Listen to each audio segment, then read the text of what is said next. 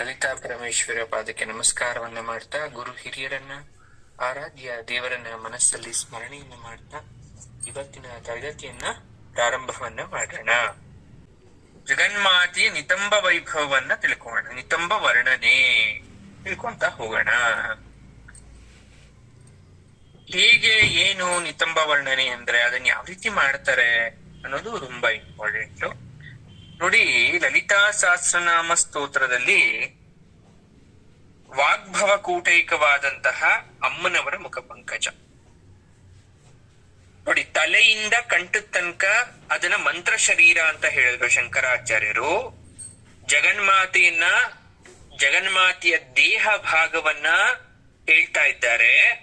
ತಲೆಯಿಂದ ನೋಡಿ, ತಲೆಯಿಂದ ಕಂಠದವರೆಗೆ, ಕಂಠ ಅಂದ್ರೆ ಇಲ್ಲಿ ತನಕ ಗಂಟಲು, ಈ ಭಾಗ ಯಾವುದ್ರಿಂದ ಆಗಿದೆ ಅಂದ್ರೆ ಮಂತ್ರರೂಪ ಶರೀರದಿಂದ ಆಗಿದೆ.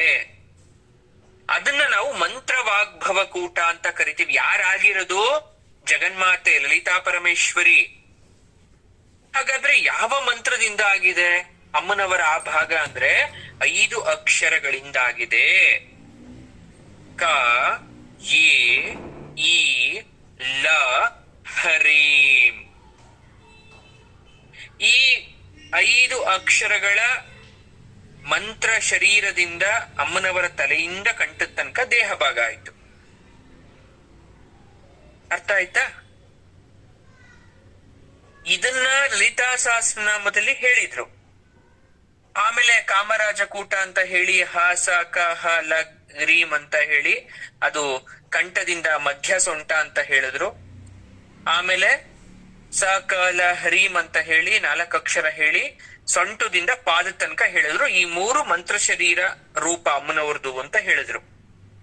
ಆದ್ರೆ ಅಲ್ಲಿ ವಶಿನ್ಯಾದಿ ವಾಗ್ದೇವತೆಗಳು ಹೇಳಿರ್ತಕ್ಕಂಥ ಮಾತನ್ನ ಜಗದ್ಗುರುಗಳು ನಮಗಿಲ್ಲಿ ಮಾರ್ಗದರ್ಶನ ಮಾಡ್ತಾರೆ. ಯಾವ ರೀತಿ? ಅವರು ಅಮ್ಮನವರನ್ನ ದರ್ಶನ ಮಾಡಿದ್ರಂತೆ. ಅವರು ಅಮ್ಮನವರನ್ನ ದರ್ಶನ ಮಾಡಾದ್ಮೇಲೆ ಆ ಅನುಭವ ಹೇಗಿತ್ತು, ಆ ಎಕ್ಸ್ಪೀರಿಯನ್ಸ್ ಹೇಗಿತ್ತು ಅಂದ್ರೆ ಅಪರಿಮಿತ ಆನಂದವನ್ನ ತಂದ್ಕೊಡ್ತಂತೆ. Endless happiness. ಅದೊಂದು ನೀವು ಎಕ್ಸ್ಪ್ಲೈನ್ ಮಾಡಕ್ಕಾಗಲ್ಲ, ವರ್ಣನೆ ಮಾಡಕ್ಕಾಗಲ್ಲ.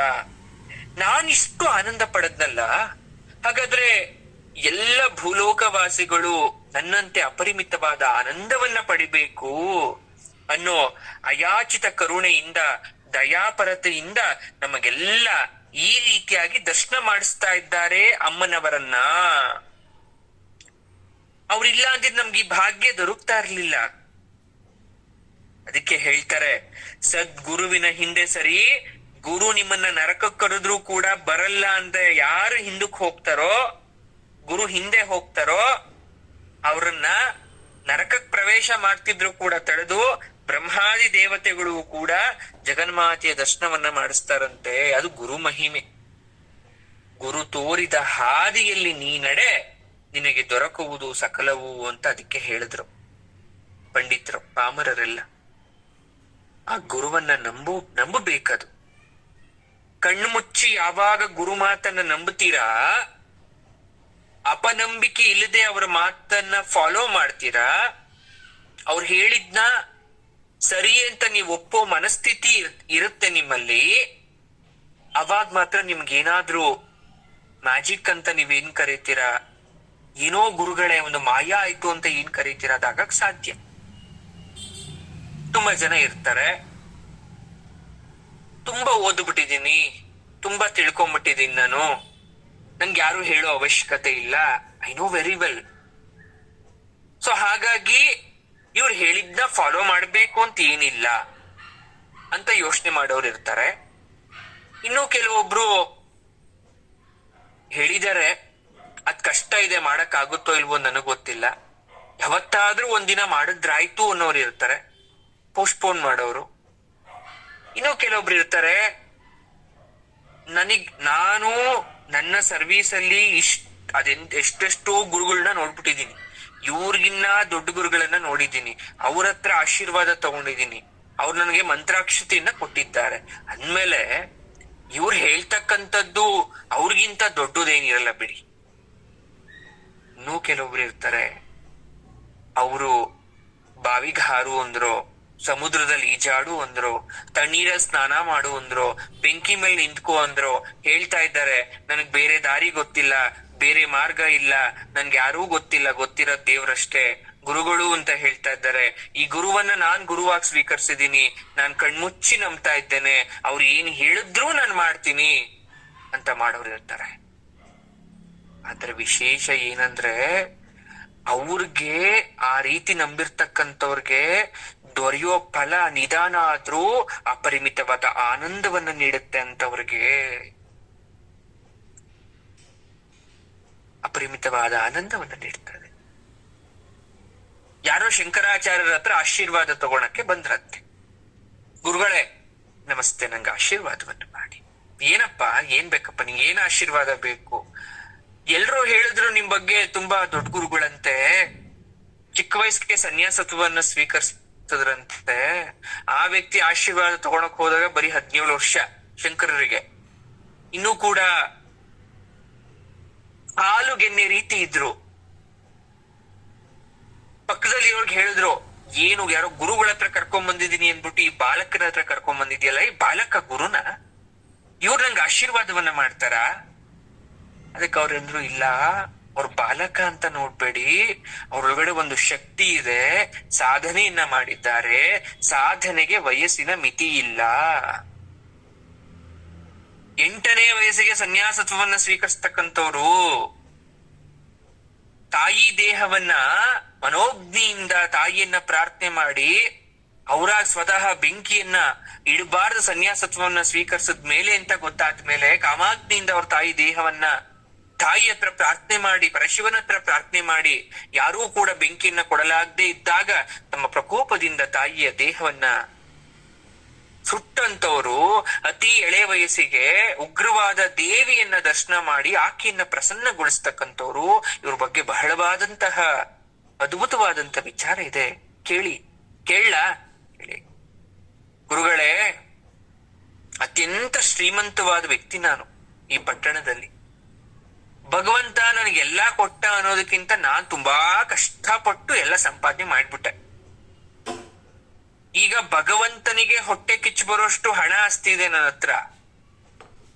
ಆದ್ರೆ ಏನ್ ಮಾಡ್ತೀರಾ? ಸಂತಾನ ಇಲ್ಲ.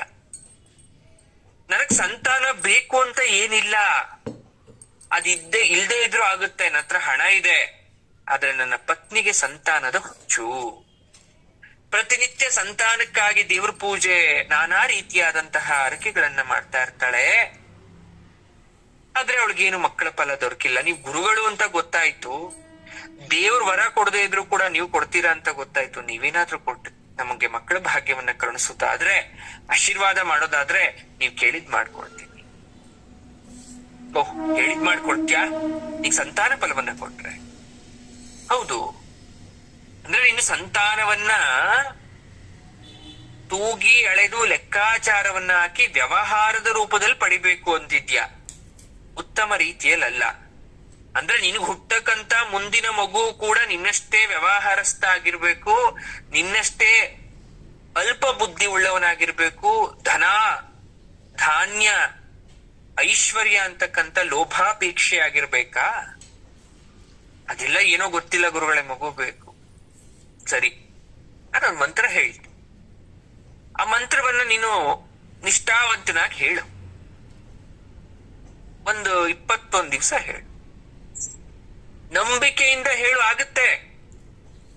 ಆಯ್ತು, ಹೇಳಿ ಗುರುಗಳು. ಗುರುಗಳು ಒಂದ್ ಮಂತ್ರ ಹೇಳ್ಕೊಟ್ರು. ಬಂದ ಮನೆಗೆ ಕೂತ್ಕೊಂಡು ಯೋಚನೆ ಮಾಡ್ದೆ. ನಾನಾ ವಿಧವಾದಂತಹ ಪಂಡಿತರಾದ್ರು, ರಾಜವೈದ್ಯರಾದ್ರು, ಎಲ್ರೂ ಆದ್ರು, ಸಕಲ ಸಿದ್ಧೌಷಧಗಳು ಕೂಡ ಸೇವಿಸಿದ್ದಾಯ್ತು. ಅವರೆಲ್ಲರಿಂದನೂ ಆಗದೆ ಇರ್ತಕ್ಕಂಥದ್ದು ಕೇವಲ ಈ ಗುರುಗಳು ಕೊಟ್ಟಂತಹ ಮಂತ್ರಕ್ಕಾಗತ್ತಾ? ಮಂತ್ರಕ್ಕೆ ಮಾವಿನಕಾಯಿ ಉದುರುತ್ತಾ? ಮಂತ್ರಕ್ಕೆ ಸತ್ತಿರೋ ವ್ಯಕ್ತಿ ಎದ್ದು ಕೂತ್ಕೊಬಿಡ್ತಾನ? ಖಾಲಿಯಾಗಿರೋ ಗರ್ಭದಲ್ಲಿ ಮಗು ಜನಿಸಕ್ ಸಾಧ್ಯನಾ? ಬಂಜೆ ಆಗಿರ್ತಕ್ಕಂಥ ಮರದಲ್ಲಿ ಹೂವು ಹಣ್ಣು ಬಿಡಕ್ ಸಾಧ್ಯನಾ? ಬತ್ತಿದ ನದಿಯಲ್ಲಿ ಮಳೆ ಬಾರದೆ ನೀರು ಉತ್ಪತ್ತಿ ಆಗಕ್ ಸಾಧ್ಯನಾ? ಸಮುದ್ರ ಅಲೆ ಬರದೆ ಶಾಂತವಾಗಿರಕ್ ಸಾಧ್ಯನಾ? ಹೀಗೆ ಏನೇನೋ ಯೋಚನೆ, ಅಪನಂಬಿಕೆ. ಅಪನಂಬಿಕೆಯಿಂದ ಮಾಡಿದಂತಹ ಯಾವುದೇ ಕೆಲಸ ಅಪೂರ್ಣ. ಹೇಳ್ಬೇಕಂತ ಹೇಳ್ಬಿಡ್ತೀನಿ ನೋಡ್ರಿ. ಎಷ್ಟ್ ಸಲ ಹೇಳೋರೆ? ನಿಂಗ್ ಸಾಧ್ಯ ಆದಷ್ಟು 108 ಸಲ ಹೇಳುವಂತವ್ರೆ. ಸರಿ, 108 ಸಲ ಒಂದೇ ಸಲ ಹೇಳ್ಬೇಕು ಅನ್ನೋದೇನು? ಬೆಳಿಗ್ಗೆ ಕಾಫಿ ಕುಡಿಯುವಾಗ 10 ಸಲ ಹೇಳ್ಕೊಂಬೋಣ. ಬೆಳಗ್ಗೆ ಉಪಹಾರ ಆದ್ಮೇಲೆ, ಮಧ್ಯಾಹ್ನ ಭೋಜನ ಆದ್ಮೇಲೆ, ರಾತ್ರಿ ಒಂದ್ ಸ್ವಲ್ಪ ಸಂಧ್ಯಾ ವಂದನೆ ಆದ್ಮೇಲೆ, ಸಂಜೆ ಮತ್ ರಾತ್ರಿ ಊಟ ಆಗಿ 1 ಲೋಟ ಹಾಲು ಕುಡಿದ್ಮೇಲೆ ಸಮಯ ಇದ್ರೆ ಹೇಳ್ಬಿಟ್ಟು ಮುಗಿಸ್ಬಿಡೋಣ. ಬೆಳಗ್ಗೆ 10, ಮಧ್ಯಾಹ್ನ 10, ಸಂಜೆ 10, ರಾತ್ರಿ 10, 40 ಆಯ್ತು. 108 ಹೇಳಿದ್ರು. ನಾನು ಇಷ್ಟೇ ಸಲ ಹೇಳಿದ್ದೀನಿ ಅಂತ ಯಾಕೆ ಕೇಳಿಸ್ಕೊಂಡವ್ರು? ಆಯ್ತು, 21 ದಿವಸ ಆಯ್ತು. ಮೊದಲನೇ ದಿವಸ 40 ಹೇಳ್ದಂತ ವ್ಯಕ್ತಿ 21ನೇ ದಿವಸಕ್ಕೆ 4 ಹೇಳಲಿಲ್ಲ. ಸರಿ, ಬಂದ ಗುರುಗಳ ಹತ್ರ, ಏನ್ ಗುರುಗಳೇ 21 ದಿವಸ ಆಯ್ತಲ್ಲ, ನೀವೇನೋ ನನಗ್ ಮಾಡಕ್ ಹೇಳಿದ್ರಲ್ಲ, ಮಗು ಆಗ್ಬಿಡತ್ತೆ ಅಂತ ಹೇಳಿದ್ರಲ್ಲ, ಅದಾಯ್ತಾ? ನಾನು ಹೇಳಿದ್ ಏನ್ ಮಾಡ್ದೋ? ಏನ್ ಹೇಳಿದ್ರಿ ನೀವು? ನಿಷ್ಠಾ ಕ್ರಮಬದ್ಧವಾಗಿ ಯಾವುದೇ ಅನುಮಾನಗಳಿದೆ ಮಾಡು ಅಂತ ಹೇಳಿದ್ನಲ್ಲ, ಅದನ್ನೇ ಮಾಡದ್ನಲ್ಲ. ಸತ್ಯವಾಗ್ಲೂ ಮಾಡ್ದ? ಹ್ಞೂ ಮಾಡ್ದೆ. ಇಲ್ಲ, ನೀನ್ ಮಾಡ್ಲಿಲ್ಲ. ನೀವ್ ಯಾವಾಗ ನೋಡಿದ್ರಿ ನಾನ್ ಮಾಡ್ಲಿಲ್ಲ ಅಂತ? ನಾನ್ ಮನೇಲಿ ಮಾಡ್ದೆ, ನೀವ್ ನೋಡ್ಲಿಲ್ಲ ಅಷ್ಟೇ. ವಾದ, ಬಂಡುತನ, ಮೊಂಡುತನ.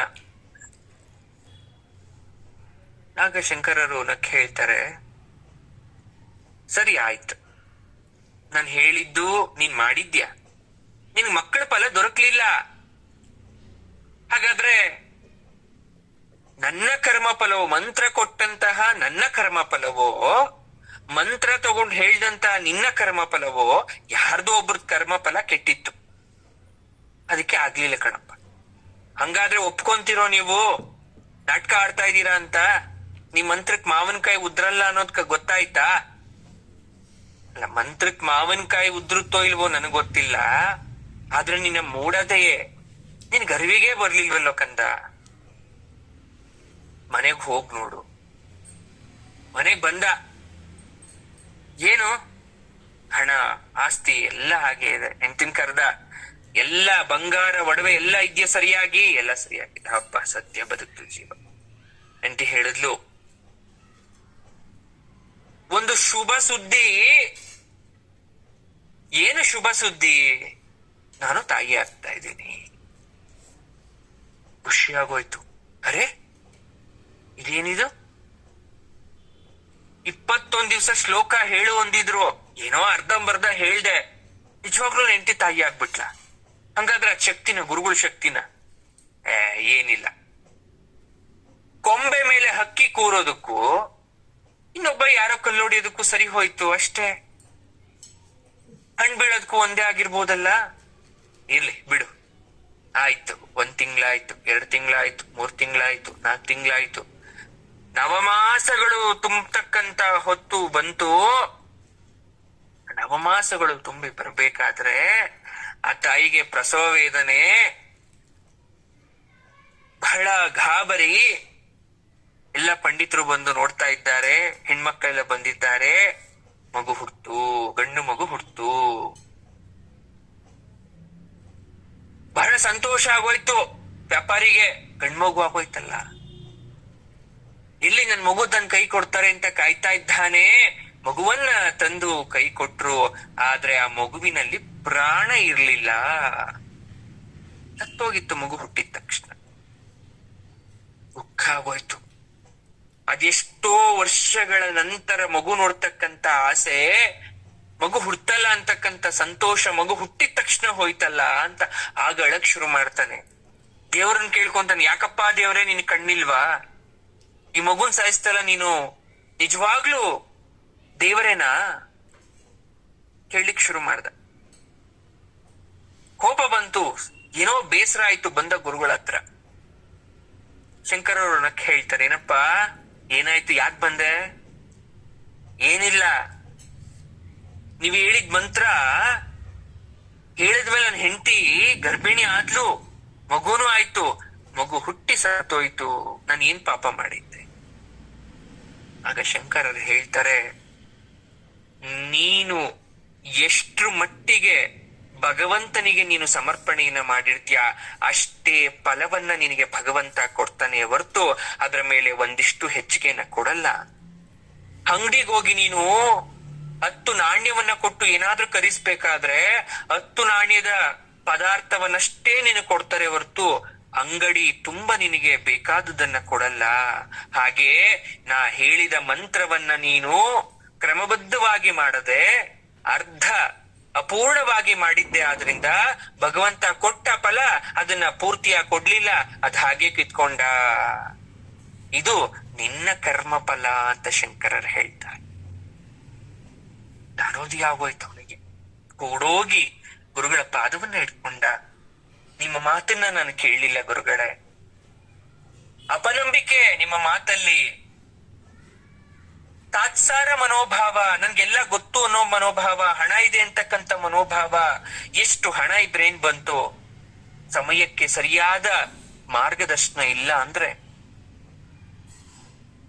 ಹಾಗಾಗಿ ಆ ಗುರು ಮಾತುಗಳನ್ನ ನಾವು, ಸದ್ಗುರುವಿನ ಮಾತನ್ನ ನಾವು ಕೇಳದೆ ಇದ್ರೆ, ಅವರು ತೋರ್ದಂತ ಹಾದಿಯಲ್ಲೇ ನಾವು ನಡೆದೇ ಇದ್ರೆ ಎಲ್ಲವೂ ನಮಗೆ ಅಪೂರ್ಣವಾಗಿ ದೊರಕದು, ಅಪೂರ್ಣವಾಗಿ ದೊರಕದ್ ನಮ್ಗೆ.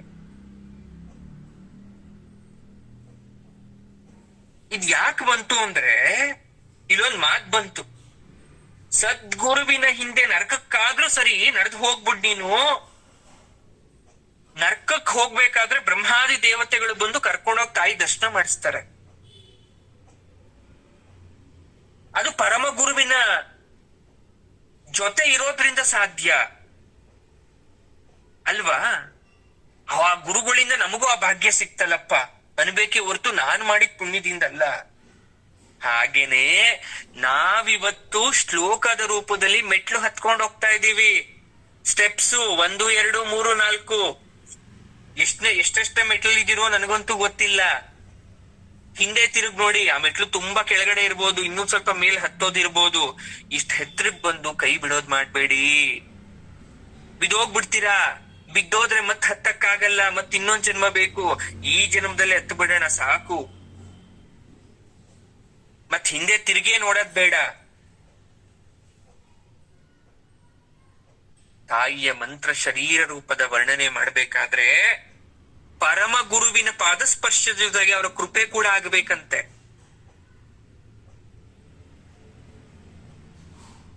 ಶ್ರೀಚಕ್ರದ ಶ್ಲೋಕ ಹೇಳಿದ ತಕ್ಷಣ ನಮ್ಗೆ ಶ್ರೀವಿದ್ಯಾ ಸಾಧನೆ ಅತಿ ಉತ್ತಮವಾಗ್ಬಿಡುತ್ತಾ? ಅಥವಾ ಶ್ರೀವಿದ್ಯಾ ಸಾಧನೆ ನಾನು ಅಚೀವ್ ಮಾಡ್ಬಿಡ್ತೀನ, ಅದ್ ನನ್ ಸಿಗುತ್ತಾ? ಅಲ್ಲಿ ತಾಯಿ ದರ್ಶನ ಆಗತ್ತಾ? ಶ್ರೀವಿದ್ಯಾ ಮಂತ್ರ ಉಪಾಸನೆ ಎಲ್ಲಿ ಬೇಕಾದ್ರೂ ಸಿಗುತ್ತೆ. ಆದ್ರೆ ಗುರು ನಿಮ್ಮ ಮಸ್ತಿಷ್ಕದೊಳಗೆ ಹೇಳಿ ಅದು ನಿಮ್ಮ ಆಜ್ಞವನ್ನ ಪ್ರವೇಶಿಸಿ ಸಹಸ್ರಾರ, ವಿಶುದ್ಧಿ, ಅನಾಹತ ಎಲ್ಲ ಚಕ್ರಗಳಲ್ಲಿ ಅದು ಪಾಸಾಗಿ ಕುಂಡಲಿನಿ ಶಕ್ತಿ ಜಾಗೃತವಾಗಿ ನೀವು ತದೇಕ ಚಿತ್ತರಾಗಿ ನೋಡ್ಬೇಕು ಅಂದ್ರೆ ಅದಕ್ಕೆ ಪರಮ ಗುರುವಿನ ಕೃಪೆ ಇರ್ಬೇಕು, ಅವ್ರ ಜೊತೆ ಇರ್ಬೇಕು. ಲಲಿತಾ ಸಹಸ್ರನಾಮ ಮಾಡುವಾಗ ಹೇಳಿದ್ದೆ, ಪರಮ ಗುರುವಿಗೆ ಶಿಷ್ಯರಾಗಬೇಕು ಅಂದ್ರೆ ನಿಯಮ ಇದೆ. ಆ ನಿಯಮ ಫಾಲೋ ಮಾಡಿದ್ದೀರಾ ನೀವೆಲ್ಲ? ಶುರು ಮಾಡ್ತಾರೆ ಪರಮ ಗುರುವಿನ ನಿಯಮ ಮೇಲಿಂದ. ದಾನ ಕೊಟ್ಟಿದ್ಯಾ, ಪಾದ ಸೇವೆ ಮಾಡಿದ್ಯಾ, ಕಾಲು ಒತ್ತಿದ್ಯಾ, ಅವ್ರಿಗೆ ನೀರನ್ನ ಸೇದು ತಂದು ಅವ್ರ ಮಡಿ ಮಾಡ್ಬೇಕಾದ್ರೆ ನೀರನ್ನ ಹಾಕಿದ್ಯಾ, ಅವ್ರ ಬಟ್ಟೆಯನ್ನ ನೀನು ಮಡಿ ಮಾಡಿದ್ಯಾ? ಹೋಗ್ಲಿ ಯಾವುದೂ ಮಾಡ್ಲಿಲ್ಲ ಅಂದ್ರೆ ಪರವಾಗಿಲ್ಲ, ಅವರ ಪಾದ ಸ್ಪರ್ಶನಾದ್ರೂ ಒಂದು ಸಲನಾದ್ರೂ ಮಾಡಿದ್ಯಾ ಅಂತ ಕೇಳ್ತಾರೆ. ಯಾವುದೂ ಮಾಡ್ದೆ ಹೇಗೆ ನಿನಗೆ ಗುರು ಕೃಪಾ ಕಟಾಕ್ಷ ಇಲ್ಲದೆ ನಿನಗೆ ತಾಯಿಯ ದರ್ಶನ ಆಗ್ಬಿಡುತ್ತೆ, ಅಥವಾ ನೀನ್ ಶ್ರೀವಿದ್ಯೆ ಉಪಾಸಕನಾಗ್ಬಿಡುತ್ತ್ಯಾ? ಅದಕ್ಕೆ ಸೃಷ್ಟಿ ಶಕ್ತಿಗೆ ಪ್ರತಿಬಿಂಬವಾಗಿರ್ತಕ್ಕಂತಹ ಜಗನ್ಮಾತೆಗೆ ಒಂದು ದಾರಿ ಇದೆ. ಆ ದಾರಿಲಿ ನಾವು ಒಬ್ಬರೇ ನಡ್ಕೊಂಡು ಹೋಗ್ಬಿಟ್ರೆ ಸುತ್ತ ಅಂಧಕಾರ. ನಮ್ಗೆಲ್ಲಿ ಎಂಡ್ ಲೈನ್ ಅಂತ ಗೊತ್ತಿಲ್ಲ, ಕೊನೆ ಯಾವುದು ಅಂತ ಗೊತ್ತಿಲ್ಲ, ಬರೀ ಕತ್ಲು ತುಂಬ್ಕೊಂಡಿರುತ್ತೆ. ಹೋಗ್ತಾ ಇದೀವಿ. ಅಲ್ಲಿ ಬೆಳಕೆ ಇರಲ್ಲ, ಯಾರಾದ್ರೂ ಸರಿಯಾದ ಗುರುವಿನ ಮಾರ್ಗದರ್ಶನವನ್ನ ಇಟ್ಕೊಳ್ಳಿ, ಖಂಡಿತ ಬೆಳಕು ತೋರಿಸೋದ್ರ ಮೂಲಕ ತಾಯಿಯ ದರ್ಶನ ಭಾಗ್ಯ ಅಥವಾ ಅವರ ಉಪಾಸನೆಯ ಭಾಗ್ಯ ನಿಮ್ಗೆ ಸಿಗುತ್ತೆ. ಇದನ್ನೇ ಶಂಕರಾಚಾರ್ಯರು ಅದ್ಭುತವಾಗಿ ವರ್ಣನೆಯನ್ನ ಮಾಡ್ತಾರೆ. 81ನೇ ಶ್ಲೋಕದಲ್ಲಿ ಹೇಳ್ತಾರೆ, ಪರ್ವತರಾಜನ ಪುತ್ರಿ ಪಾರ್ವತಿ, ಧರಸುತ, ಜಗದಂಬ, ನಿನ್ನ ತಂದೆ ಹಿಮವಂತ ತನ್ನ ಪ್ರದೇಶದಿಂದ ಭಾರವನ್ನ, ಅವನ್ ಫಸ್ಟೇ ಪರ್ವತರಾಜ, ಪರ್ವತ ಅಂದ್ರೆ ಭಾರ ಇರುತ್ತೆ, ತುಂಬಾ ವೆಯ್ಟ್ ಇರುತ್ತೆ, ಅದನ್ನ ತೆಗೆದುಬಿಟ್ಟು ನಿನ್ಗೆ ಬಳುವಳಿಯಾಗಿ ಕೊಟ್ಬಿಟ್ಟಿದಾನೆ. ಹಾಗಾಗಿ ನಿನ್ನ ನಿತಂಬಗಳ ಘನತೆ ಭಾರವಾಗಿ ವಿಶಾಲವಾಗಿ ಭೂಮಿಯೆಲ್ಲ ಆವರಿಸ್ಕೊಳ್ಳೋ ತರ ಇದೆ ಅಂತ ಹೇಳ್ತಾ ಇದ್ದಾರೆ. ಕಿರುಗೆಜ್ಜೆಗಳ ದನಿಯಿಂದ ಕೂಡಿ ರತ್ನಹಾರಗಳ ಡಾಬನ್ನ ಒಡ್ಯಾಣವನ್ನ ಧರಿಸ್ಕೊಂಡು ದಕ್ಷಿಣಾವರ್ತವಾಗಿ ಅಂದ್ರೆ ಪ್ರದಕ್ಷಿಣೆ ಮಾಡ್ಬೇಕಾದ್ರೆ ಆ ನಾಭಿ ಪ್ರದೇಶದಲ್ಲಿ ಇರ್ತಕ್ಕಂಥ 3 ಭಾಗ್ಯ ರೇಖೆ ಭಜಿಸ್ತಾ ನಾನೇ ನಮಸ್ಕಾರ ಮಾಡ್ತೀನಿ ಅಂತ ಅಮ್ಮನ್ ಕೇಳ್ಕೊಳೋದು. ಒಂದ್ ಶ್ಲೋಕ ಇದೆ, ಸುಷೋಣಾಂಬರಾಬದ್ಧ ನೀವಿ ವಿರಾಜ ಜನ್ಮಹಾಹಾರ ರತ್ನ ಕಾಂಚಿ ಕಲಾಪಂ ನಿತಂಬಂ ಸ್ಫುರ ದಕ್ಷಿಣಾವರ್ತನಾಭಿಂಚ ತ್ರಿಸ್ರೋ ವಲೀರಂಬತೆ ರೋಮಾರಜಿಂಭಜೇಹಂ ಅಂತ ತಾಯಿನ ವರ್ಣನೆ ಮಾಡ್ತಕ್ಕಂಥ ಶ್ಲೋಕ ನೋಡಿ. ನಿತಂಬ ಏನಿದೆ, ಈ ಕುಂಡಿ ಭಾಗ ಮತ್ತು ತೊಡೆ ಭಾಗ ನಾವೇನ್ ಕರಿತೀವಿ, ಸ್ತ್ರೀಯ ರಹಸ್ಯ ಶರೀರ ಭಾಗ. ಅದು ಗಂಡಸ್ರಿಗಾಗಿರ್ಬೋದು ಹೆಂಗಸ್ರಿಗಾಗಿರ್ಬೋದು, ಗಂಡು ಮಕ್ಕಳಿಗಿಂತ ಹೆಣ್ಮಕ್ಳಿಗೆ ಅದನ್ನ ರಹಸ್ಯ ಭಾಗ ಅಂತ ಕರಿತೀವಿ, ನಿತಂಬವನ್ನ, ಆ ಕುಂಡಿಯ ಭಾಗವನ್ನು.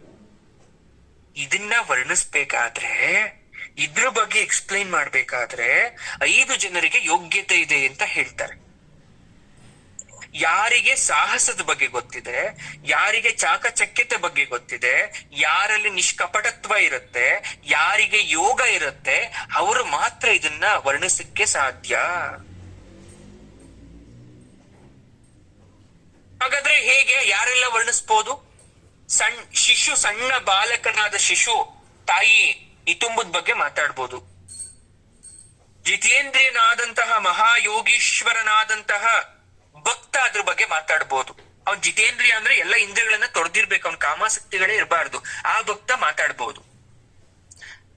ಒಬ್ಬ ಶಿಲ್ಪಿ ವಿಗ್ರಹ ಕೆತ್ತುತ್ತಾನೆ, ಆ ವಿಗ್ರಹ ಕೆತ್ತಬೇಕಾದ್ರೆ ಅಮ್ಮರವರ ನಿತಂಬವನ್ನು ಕೂಡ ಕೆತ್ತಬೇಕು, ಕುಂಡಿ ಭಾಗ ಕೂಡ ಕೆತ್ತಲೇಬೇಕು, ಅವನು ತೊಡೆಯಿಂದ ಮೇಲ್ಗಡೆ ಇರ್ತಕ್ಕಂಥ ಭಾಗ. ಒಬ್ಬ ಶಿಲ್ಪಶಾಸ್ತ್ರ ಶಿಲ್ಪ ಕಲೆಗೆ ಯಾರು ಅದನ್ನ ತಪಸ್ಸು ಅಂತ ಅನ್ಕೊಂಡಿರ್ತಾನೆ ಅವನು ಅದ್ರ ಬಗ್ಗೆ ಮಾತಾಡ್ಬೋದು. ಸ್ತ್ರೀ ಪುರುಷರ ಮಾನಸಿಕ ರೋಗಗಳನ್ನು ತಿಳಿದಂತಹ ಒಬ್ಬ ವೈದ್ಯ ಅದ್ರ ಬಗ್ಗೆ ಮಾತಾಡ್ಬೋದು. ಒಬ್ಬ ತಂದೆ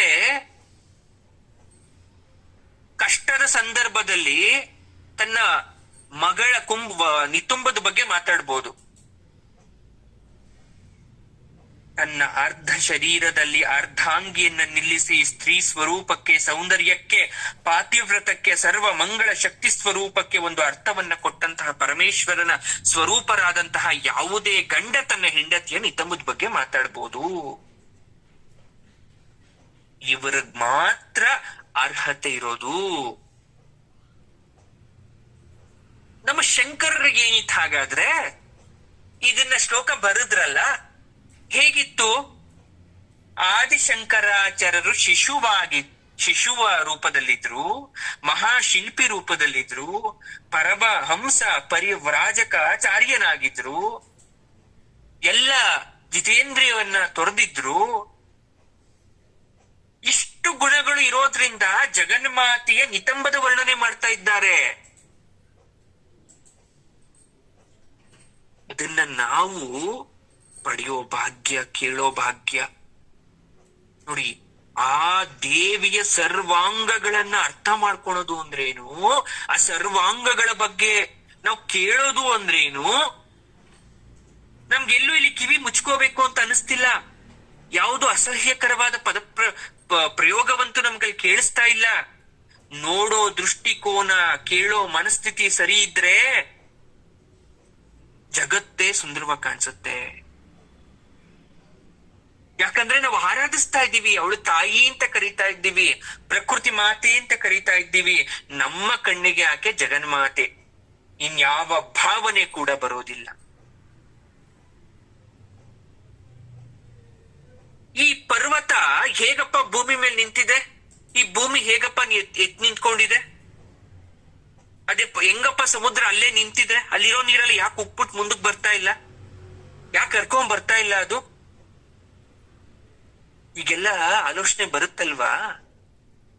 ಆದ್ರೆ ಅಲ್ಲಿಗಷ್ಟೇ ಸೀಮಿತ ಅದು. ಅದು ವಾಸ್ತವ ಸತ್ಯ, ಅದು ಮುಂದಕ್ಕೆ ಬರಲ್ಲ ಅಂತ.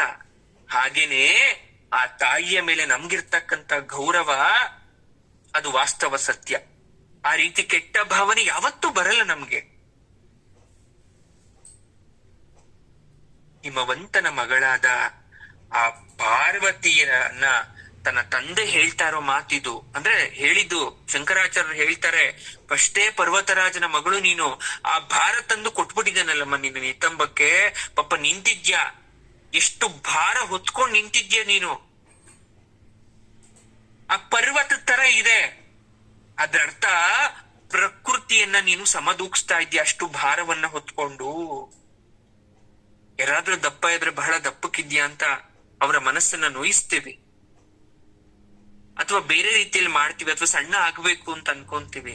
ವಿಶೇಷತೆ ಏನು ಅಂದ್ರೆ, ಜಗನ್ಮಾತೆಯನ್ನೇ ಶಂಕರಾಚಾರ್ಯರು ಇಂಡೈರೆಕ್ಟ್ ಆಗಿ ನೀನ್ ದಪ್ಪವಾಗಿದ್ಯಾ, ಆ ದಪ್ಪವಾಗಿರೋ ಕಾರಣ ಏನೋ ನೀನು ಪ್ರಕೃತಿಯ ಭಾರವನ್ನ ಹೊತ್ತಿ ಹೊತ್ತಿ ಹಾಗಾಗಿದ್ಯಾ ಅಂತ. ಧರಾ ಸುತಾ ಧನ್ಯ ಧರ್ಮಿಣಿ ಧರ್ಮವರ್ಧಿನಿ ಅಂತ ಶ್ಲೋಕ ಲಲಿತಾ ಸಹಸ್ರನಾಮದಲ್ಲಿ ಬರುತ್ತಲ್ಲ, ಅದಕ್ಕೂ ಇದಕ್ಕೂ ಕಂಪೇರ್ ಮಾಡ್ಕೋಬೇಕು ನಾವು. ಈ ಧರೆಯನ್ನ ಹೊತ್ತು ನೀನು ಕಾಪಾಡ್ತಾ ಇದ್ಯಾ, ಧರ್ಮಿಣಿ ನೀನು, ಧರ್ಮವರ್ಧಿನಿ, ಅಕ್ಕ ಧರ್ಮವನ್ನ ರಕ್ಷಿಸ್ತಾ ಕಾಪಾಡ್ತಾ ಇದ್ಯಾ. ಜಗದ್ಗುರುವಿಗೆ ಮಾತ್ರ ಸಾಧ್ಯ ಅಮ್ಮನವರ ನಿತಂಬವನ್ನ ವರ್ಣನೆ ಮಾಡ್ಲಿಕ್ಕೆ, ಮತ್ತಾರಿಗೂ ಅಲ್ಲ. ಅದನ್ನ ನಾವು ಅರ್ಥ ಮಾಡ್ಕೋಬೇಕಾಗಿರೋದು ಹೇಗೆ?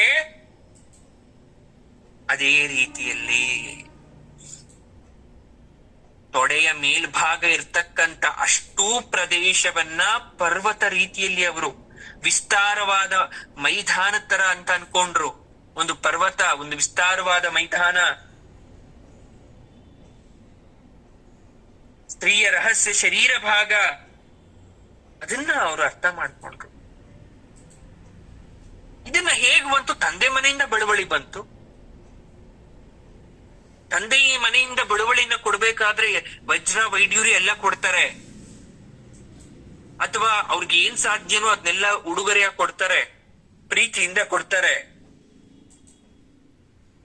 ಆದ್ರೆ ತನ್ನಲ್ಲಿರ್ತಕ್ಕಂಥ ಭೂಭಾಗದ ಲಕ್ಷಣವನ್ನ ಕೊಡಕ್ಕೆ ಪರ್ವತರಾಜನಿಂದ ಮಾತ್ರ ಸಾಧ್ಯ. ಅದನ್ನ ಸ್ವೀಕರಿಸ್ಲಿಕ್ಕೆ ಜಗನ್ಮಾತೆಯಿಂದ ಮಾತ್ರ ಸಾಧ್ಯ ಆಗತ್ತೆ. ಇದು ಬಹಳ ವಿಶೇಷ. ಅಗ್ನಿಸ್ತಂಭನ ಸಿದ್ಧಿಗಾಗಿ ಮಾಡ್ತಕ್ಕಂಥದ್ದೆಲ್ಲ ನೋಡಿ. ಜಲಸ್ತಂಭನ, ಅಗ್ನಿಸ್ತಂಭನ ಅಂತೆಲ್ಲ ಬರುತ್ತೆ. ಸ್ತಂಭನ ಅಂದ್ರೆ ಏನು? ಅದರಿಂದ ಯಾವುದೇ ರೀತಿಯಾದಂತಹ ತೊಂದರೆಗಳು ಆಗದಂತೆ ನಮಗೆ ಕಾಪಾಡ್ಕೊಳೋದಾಗಿರ್ಬೋದು. ಪ್ರೊಟೆಕ್ಟ್, ಫೈರ್ ಪ್ರೊಟೆಕ್ಷನ್ ಅಂತ ನಾವೇನ್ ಕರಿತೀವಿ, ಸೊ ವಾಟರ್ ಪ್ರೊಟೆಕ್ಷನ್ ಅಂತ ಏನ್ ಕರಿತೀವಿ, ಅದೆಲ್ಲ ಜಲಸ್ತಂಭನ, ಅಗ್ನಿಸ್ತಂಭನ. ಅಷ್ಟು ನಾವು ಅರ್ಥ ಮಾಡ್ಕೋಬೇಕಾಗತ್ತೆ. ಇದು ಆ ಶ್ಲೋಕದ ವಿಶೇಷತೆ. ಈಗ ಈ ಪ್ರದೇಶ ವರ್ಣನೆ ಮಾಡಿದ್ರು. ನೆಕ್ಸ್ಟು ತೊಡೆ ಭಾಗ. ತಲೆಯಿಂದ ಎಲ್ಲಿಗೆ ಬರ್ತಾ ಇದ್ದೀವಿ, ಕೆಳಗಡೆ ವರ್ಣನೆ ಮಾಡ್ತಾ ಮಾಡ್ತಾ ಮಾಡ್ತಾ ಈ ತೊಡೆಯ ಭಾಗಕ್ಕೆ ಬರ್ತಾ ಇದ್ದೇವೆ. ಜಾನುಭ್ಯಾಮ್, ಜಾನುನಿ ಅಂತ ಕರಿತೀವಿ. ಊರು ಮಂಡಿ ಎಲ್ಲ ಬರ್ತಾ ಹೋಗುತ್ತೆ. ಉರು ಮಂಡಿಗಳು, ತೊಡೆಗಳು ಬರ್ತಾ ಹೋಗುತ್ತೆ. ಪತಿ ಚರಣ ಸೇವೆಯನ್ನ ಪ್ರತಿದಿನ ಮಾಡಬೇಕು ಅಂತ ಜಗನ್ಮಾತೆಗೆ ಗೊತ್ತು. ಹಾಗಾಗಿ ಆಕೆಯ ತೊಡೆ ಬಹಳ ಗಟ್ಟಿಯಾಗಿದೆ ಅಂತ ಹೇಳ್ತಾರೆ. ಹೇಗೆ ಗಟ್ಟಿಯಾಗಿದೆ? ಆನೆ ಸೊಂಡ್ಲು, ಆ ಆನೆ ಸೊಂಡಿಲಿನ ರೀತಿ, ಅಥವಾ ಚಿನ್ನದ ಬಾಳೆ ಕಂದುಗಳು ಯಾವ ರೀತಿ ಇರುತ್ತೆ, ಬಾಳೆ ಎರಡು ಬಾಳೆ ಗಿಡವನ್ನ ಅಥವಾ ಕಂದಗಳನ್ನ ತಂದ್ರೆ ಹೇಗಿರುತ್ತೆ ಆ ರೀತಿ ತಾಯಿಯ ಕಾಲಿದೆ. ಆ ಕಾಲಿಗೆ ಎರಡು ಗುಂಡು, ಅದನ್ನ ನಾವು ಮಂಡಿ ಅಂತ ಕರಿತೀವಿ. ಆ ಎರಡು ಗುಂಡುಗಳ ತರ ಸುತ್ಕೊಂಡ್ಬಿಟ್ಟಿದೆ ಆ ಬಾಳೆ ಗಿಡದ ಮಧ್ಯ. ಇದು ಯಾತಕ್ಕೋಸ್ಕರ ಹೀಗೆ ಇದೆ ಅಂದ್ರೆ, ಪರಮೇಶ್ವರನಿಗೆ ನಮಸ್ಕಾರವನ್ನ ಮಾಡ್ಬೇಕು. ನಮಸ್ಕಾರ ಮಾಡ್ಬೇಕಾದ್ರೆ ನೇರವಾಗಿ ಬಾಳೆ ಗಿಡದ ತರ ಇದೆ, ಮಧ್ಯದಲ್ಲಿ ಆ ರೀತಿ ಒಂದು ಗುಂಡಿಲ್ಲ ಅಂದ್ರೆ ಈ ಕೆಳಗಡೆ ಭಾಗ ಮೇಲ್ಗಡೆ ಭಾಗವನ್ನ ಬೆಂಡ್ ಮಾಡಕ್ಕಾಗಲ್ಲ, ಬಗ್ಗಿಸ್ಲಿಕ್ಕಾಗಲ್ಲ. ಅದು ಬಗ್ಗಿಸ್ಲಿಕ್ಕಾಗ್ಲಿಲ್ಲ ಅಂದ್ರೆ ಪರಮೇಶ್ವರನಿಗೆ ನೀನ್ ನಮಸ್ಕಾರ ಮಾಡಕ್ಕಾಗಲ್ಲ. ಹಾಗಾಗಿ ನಿನ್ನ ತೊಡೆ ಆ ರೂಪದಲ್ಲಿದೆ ಅಂತ ಹೇಳಿದ್ರು. ಒಂದು ಕತೆ, ಸಣ್ಣ ಕತೆ ಇದ್ರಲ್ಲಿ ಏನಂದ್ರೆ, ಮಧುರೆ ಮೀನಾಕ್ಷಿ ದೇವಸ್ಥಾನ. ಆ ಮಧುರೆ ಮೀನಾಕ್ಷಿ ದೇವಸ್ಥಾನದಲ್ಲಿ ಒಬ್ಬ ಮಹಾಶಿಲ್ಪಿ ಇರ್ತಾನೆ. ನೋಡಿ ಆ ದೇವಸ್ಥಾನ ಎಷ್ಟು ಚೆನ್ನಾಗಿದೆ, ಎಷ್ಟು ಸುಂದರವಾಗಿದೆ. ಶಿಲ್ಪಿ ಕೆತ್ತನೆ ಮಾಡ್ಬೇಕಲ್ವಾ, ಮಹಾಶಿಲ್ಪಿ ಇದ್ದಾನೆ. ಅವನು ಶಿಲ್ಪಕಲೆನೇ ಅವನ ವೃತ್ತಿ, ಅದೊಂದು ತಪಸ್ಸು. ಅವನು ಬುದ್ಧಿ ಬಂದಾಗಿಂದ ಅದನ್ನ ಬಿಟ್ಟು ಬೇರೆದ್ರ ಬಗ್ಗೆ ಅವನು ಯೋಚನೆ ಮಾಡಿಲ್ಲ, ಕೇವಲ ಕೆತ್ತನೆ ಕೆಲಸ ಅಷ್ಟೇ. ಶಿಲ್ಪಿ ಅವನು ದೇವಸ್ಥಾನಗಳನ್ನು ನಿರ್ಮಾಣ ಮಾಡ್ತಕ್ಕಂಥದ್ದು ಎಲ್ಲವನ್ನ ಮಾಡ್ಕೊಂಡ್ ಬಂದ. ಹಾಗೆ 1000 ಸ್ತಂಭ ಮಂಟಪದಲ್ಲಿ ಅದ್ಭುತವಾದಂತಹ ದೇವರುಗಳನ್ನ ಕೆತ್ತನೆ ಮಾಡ್ಬೇಕು ಅಂತ ಮಧುರೆ ರಾಜ ಆಜ್ಞೆ ಮಾಡ್ತಾನ ಶಿಲ್ಪಿಗೆ. ನೋಡು, ನೀನ್ ತುಂಬಾ ಹೆಸರು ಮಾಡಿದ್ಯಂತೆ, ನೀನು ಮಧುರೆ ಮೀನಾಕ್ಷಿಯ ಆಲಯದಲ್ಲಿ 1000 ಮಂಟಪದ ಒಳಗಡೆ ದೇವ್ರನ್ನ ಕೆತ್ತನೆ ಮಾಡ್ಬೇಕು ನೀನು, ಇದು ನಿನ್ ಕೆಲ್ಸ ಅಂತ ಶಿಲ್ಪಾಚಾರ್ಯನಿಗೆ ಆಜ್ಞೆ ಮಾಡ್ಬಿಟ್ಟ. ಅವನೇನ್ ಮಾಡ್ದ ಶಿಲ್ಪಾಚಾರ್ಯ, ಅದರಂತೆ ಶಿಲ್ಪಗಳನ್ನ ಅವನ ಮನಸ್ಸೊಳಗಡೆ ಏನಿತ್ತು, ಅವನು ಏನ್ ಕಲ್ತಿದ್ದ, ತಪಶಕ್ತಿಯಿಂದ ಏನ್ ಮಾಡ್ತಾನೆ, ಕೆತ್ತನೆ ಶುರು ಮಾಡ್ದ. ಮಾಡ್ದ ಮಾಡ್ದ ಮಾಡ್ದ ಅದ್ಭುತವಾಗಿ ಬರ್ತಾ ಇದೆ. ಈಗ ಒಂದು ಶಿವಲಿಂಗವನ್ನ ಕೆತ್ತನೆ ಮಾಡ್ಬೇಕು ಅಂದ್ರೆ ಶಿವನೇ ಬಂದು ಕೂತಿರೋ ತರ ಕೆತ್ತನೆ ಮಾಡ್ತಾ ಇದ್ದಾನೆ. ಅವನ ಕನಸಲ್ಲಿ, ಅವನ ಕಣ್ಣಲ್ಲಿ ಏನ್ ಬರ್ತಾ ಇದೆಯೋ ಅದನ್ನ ಸೃಷ್ಟಿಸ್ತಾ ಇದ್ದಾನೆ. ಕಲ್ಲಿಗೆ ಜೀವವನ್ನ ಕೊಡ್ತಾ ಇದ್ದಾನೆ. ರಾಜ ಬರ್ತಾನೆ ನೋಡಕ್ಕೆ ಕೆಲಸಗಳನ್ನ. ಆನಂದ ಆಗೋಯ್ತು ರಾಜನಿಗೆ. ಬಬಾ, ಎಂಥ ಕಲೆ, ಎಂಥ ಕಲೆ. ಸರಿ, ನೀನ್ ರಾಣಿಗೂ ಕೆತ್ತಪ್ಪ ಹಾಗಾದ್ರೆ ಒಂದು ರಾಣಿ ವಿಗ್ರಹವನ್ನ ನೀನ್ ಕೆತ್ತಬೇಕು. ಇದನ್ನೇ ಇಷ್ಟು ಚೆನ್ನಾಗಿ ಮಾಡಿದ್ಯಾ, ಈ ನಮ್ ರಾಣಿ ವಿಗ್ರಹವನ್ನ ಯಾವ ರೀತಿ ಕೆತ್ತತ್ಯಾ, ಕೆತ್ತು. ಆಗ ರಾಜ ಹೇಳಿದ ಮಾತಿಗೆ ಅವನು ಹ್ಞೂ ಆಯ್ತು ಸ್ವಾಮಿ, ನಾನು ಕೆತ್ತುತ್ತೀನಿ ಎಂದ. ನೀವೆಲ್ಲ ಫಿಲಂ ಮೂವಿಗೆ ಹೋಗ್ಬಿಟ್ರಿ ಅಂತ ನನ್ಗೆ ಗೊತ್ತಾಯ್ತು, ಅದೆಲ್ಲ ಕತೆ, ಇದು ಬಿಟ್ಬಿಡಿ. ಇದು ನಿಜ ಜೀವನದ ಕತೆ, ನಡೆದಿರೋ ಕತೆ. ಕೆತ್ತುತ್ತೀನಿ ಅಂತ ಒಪ್ಕೊಂಡ. ಏಕಾಗ್ರತೆಯಿಂದ ಕೆತ್ತುಬಿಟ್ಟ ರಾಣಿ ವಿಗ್ರಹ. ಅವನು ಬಂದ ರಾಜನಿಗೆ, ಹೇಗೆ ಕೆತ್ತಿರ್ಬೋದು ರಾಣಿ ವಿಗ್ರಹ, ಅವಳ ಕಣ್ಣು, ಮೂಗು, ಬಾಯಿ ಹೇಗೆ ಬಂದಿರ್ಬೋದು, ದೇಹದ ಎಲ್ಲ ಅಂಗಾಂಗ ಒಂದು ನೋಡ್ಬಿಟ್ಟು ಆಶ್ಚರ್ಯ ಆಗೋಯ್ತು ಅವನಿಗೆ. ಹಾಗೆ ನೋಡ್ತಾ ನಿಂತಿದ್ದಾನೆ. ಯಾರನ್ನ? ಶಿಲ್ಪಿಯನ್ನ.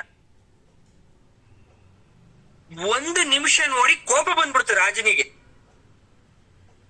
ಯಾಕೆ ಕೋಪ ಬಂತು ಅಂದ್ರೆ, ರಾಣಿನೇ ಬಂದು ಕೂತಿರೋ ತರ ಕೆತ್ತನೆ ಮಾಡಿದ್ದ. ಅದು ಆಶ್ಚರ್ಯ ಪಡುವಂತ ವಿಚಾರ ಏನಲ್ಲ, ಬಹಳ ಸುಂದರವಾಗಿತ್ತು, ಅದು ಆಶ್ಚರ್ಯ ಪಡೋ ವಿಚಾರ ಅಲ್ಲ. ರಾಣಿಯ ತೊಡೆಯ ಮೇಲಿದ್ದಂತಹ ಹುಟ್ಟು ಮಚ್ಚೆಯನ್ನು ಕೂಡ ಹಾಗೆ ಕೆತ್ತಿದ್ದ ಅವನು. ಇದು ರಾಜನ ಕೋಪ. ಹೇಗ್ ಗೊತ್ತು ಇವನಿಗೆ ರಾಣಿ ತೊಡೆ ಮೇಲೆ ಹುಟ್ಟು ಮಚ್ಚೆ ಇದೆ ಅಂತ? ಹೆಂಗ್ ಗೊತ್ತು? ಅದನ್ನ ಹೆಂಗ್ ಕೆತ್ತದ ಇವನು?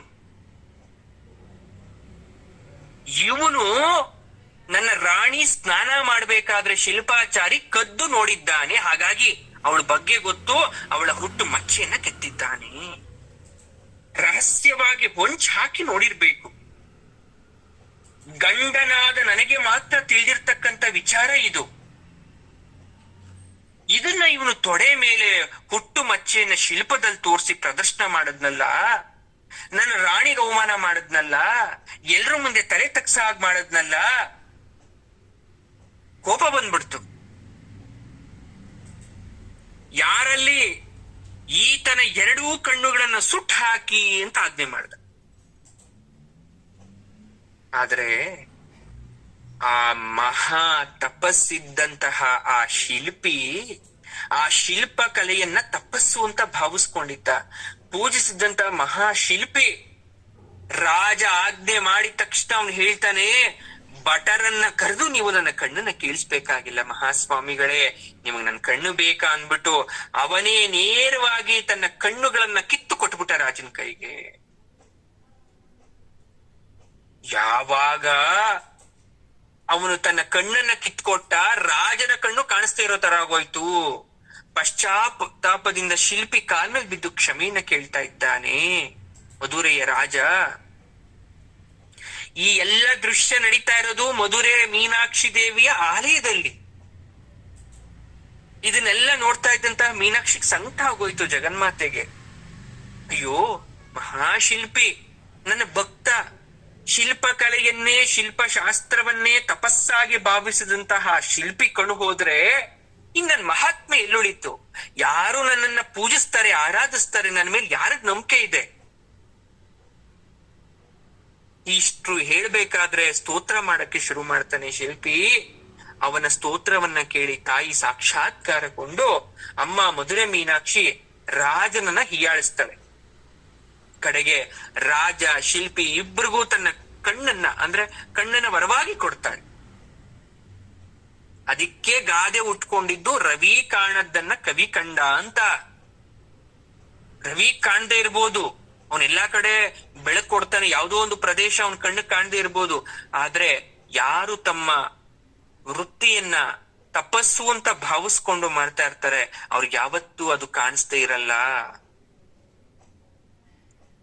ಶಿಲ್ಪ ದೃಷ್ಟಿ ದಿವ್ಯ ದೃಷ್ಟಿ. ಅದು ಇಷ್ಟೊಂದು ದೇವತಾ ವಿಗ್ರಹಗಳನ್ನ ಜೀವ ಕಳೆ ಬರೋ ತರ ಕೂಡಿಸ್ಬೇಕಾದ್ರೆ ಆ ಮಹಾಶಿಲ್ಪಿಯ ದಿವ್ಯ ದೃಷ್ಟಿ ಎಷ್ಟಿರ್ಬೇಕು ಅಂತ ಜಗನ್ಮಾತೆ ರಾಜನ ಕಣ್ಣನ್ನ ತೆರೆಸ್ತಾಳೆ.